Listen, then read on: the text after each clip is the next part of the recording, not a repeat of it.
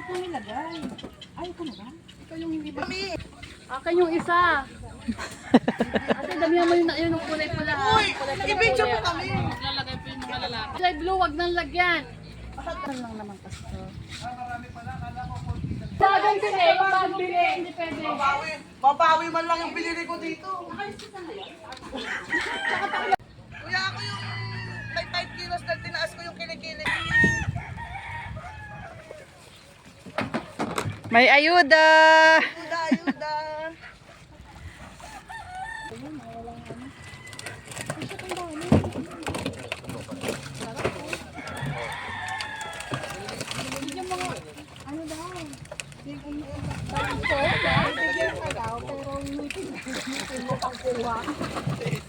Alam mo talaga kung sino ang purao, sino ba ba? Ganon! Ano, matamis talaga. Ganon! May space ka pa ba doon sa likod ng pick-up? Ay, talaga nauna yung ano.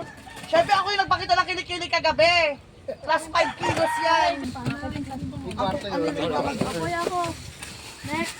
Tapos na yung sa gilid. Dito, Okay, kuya. next. Kuya to. O, diba? Bala ka dyan.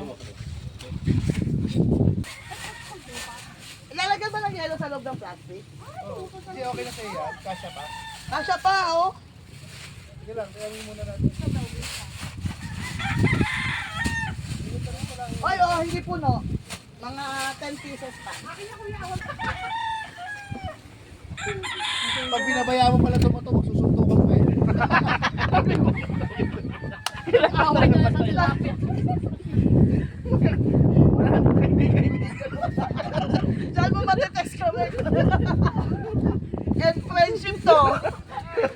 Uy, ang laki ng... Lalaki ah. Teka, Wala kang karapatan. Wala kang karapatan mo mag-inarte. Yan, yan, yan.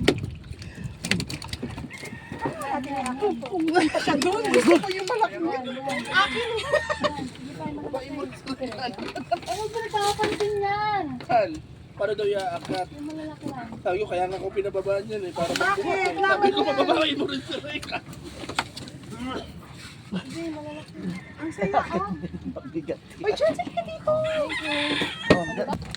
Nasa, dala mo ba yung ano? Wala, natalon. Si ano? Gustong umalpas. Ay, si Maan. Akin na yung kay Maan. Tama na ito kay Maan. Oo. Diet naman yan. hindi na nagbababo yun. Islat man ako. Si Maan? Kasi hinahabol niya yung katawan ni Madel. Namatay agad.